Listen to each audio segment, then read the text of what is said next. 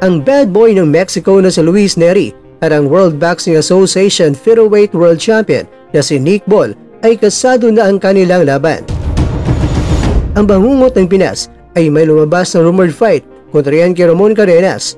Marlon Tapales, kaya bang higitan ang nagawa ni Naoya Inoue kay Cadenas? Sino nga ba ang gagapang? Dinabugaling mga kwento ang balitang ibabagi ko sa inyo. Kaya tara, kwentuhan na!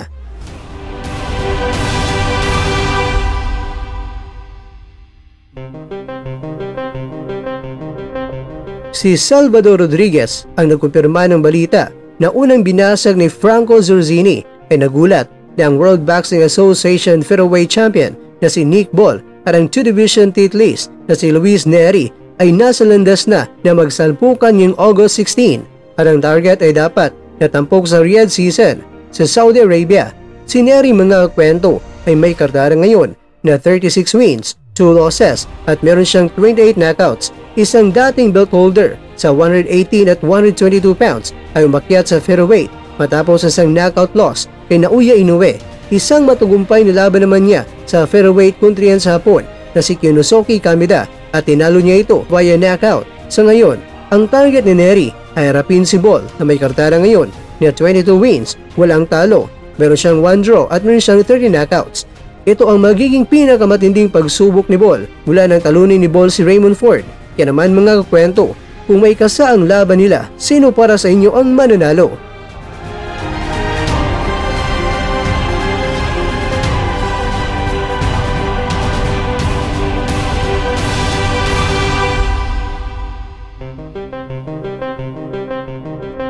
Samantala, ang isa sa mga legit na tagapagbalita na Branch Boxing ay nagbahagi ng impormasyon na kasalukuyang nilalakad na ang laban ni Tapales at ni Cadenas. Sa nakarang buwan mga kwento ay nagpost ng Sandman Boxing na maaring ang magsalpukan ay si Tapales at Sam Goodman.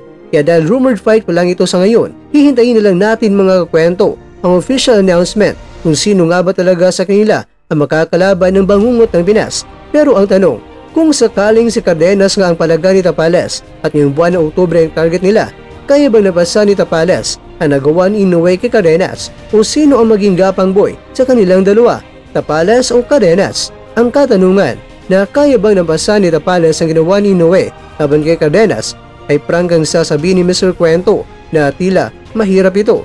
Si Inoue ay kilala sa buong mundo bilang isang pound-for-pound great. May kombinasyon siya ng bilis, lakas, depensa at napakatalinong ring IQ. Ang estilo ni Inoue ay mapanganib para sa sinumang kalaban at kadalasan ang kanyang mga laban ay hindi umaabot sa huling round dahil sa kanyang knockout power. Bagamat hindi matatawaran ang tapang at kakayahan ni Tapales, ngunit sa kanilang aktwal na laban noong December 2023, si Tapales ay natalo via knockout kay Inoue. Ipinakita doon ang malinaw na agwat ng kanilang antas na kahit mahusay si Tapales, may superior si Inoue sa halos lahat ng aspeto ng boxing.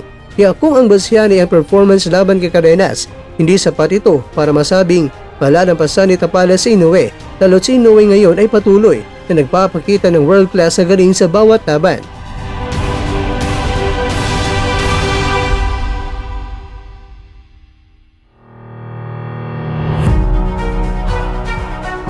Mga kakwento, dapat mag-ingat din si Tapales kay Cadenas dahil baka matulad siya ni Inoue. Nakita naman natin na may one-hit power punch itong si Cadenas, kaya dapat mag-ingat si Tapales dito. Ang lakas nga ni Tapales ay kinuwestiyon nga ito na nakarap niya ang patpatin na taga-India na si Saurabh Kumar dahil hindi ito napabagsak ni Tapales at umabot pa ng desisyon. Kaya kung magkumpiyansa si Tapales ay baka siya pa na mapabagsak ni Cadenas. Kaya sana mga kwento ang babangungutin ay hindi ang pambato ng Pilipinas kundi itong si Ramon Cadenas.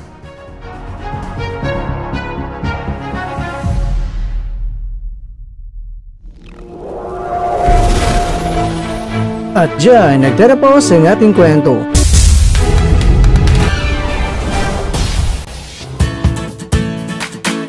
Maraming salamat mga kakwento sa inyong panonood. Pero baka naman mga kakwento ay nagustuhan niyo po ang kwento natin ngayon.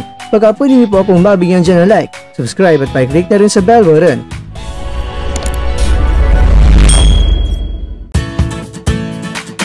Pero bago tayo tatapos mga kwento, syempre, shoutout po muna tayo dyan sa ating mga kakwento. kay kakwentong Mando, kay kakwentong Will Bops TV, kay kakwentong Jelito Alingasa, at kakwentong nanonood ngayon, shoutout to you dyan. Bueno, hanggang dito na po muna ang ating kwentuhan at abangan nyo na po ating susunod na video. At dito lang po yan sa isang channel na kung saan maaring ito'y mga kwentong di pa na kwento sa inyo.